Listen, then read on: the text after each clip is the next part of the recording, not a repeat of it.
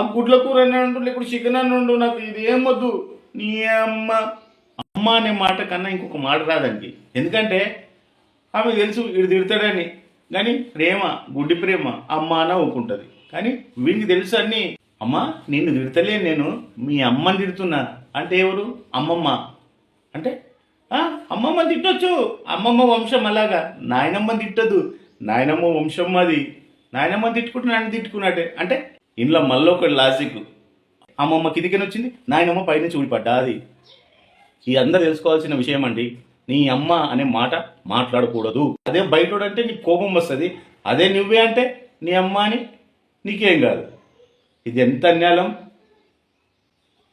అలా మాత్రం భార్య అని కూడా భర్త, నీ అమ్మ ఏం పని చేస్తున్నావు, నీకు ఎన్నిసార్లు చెప్పినా ఇదే చేస్తావు.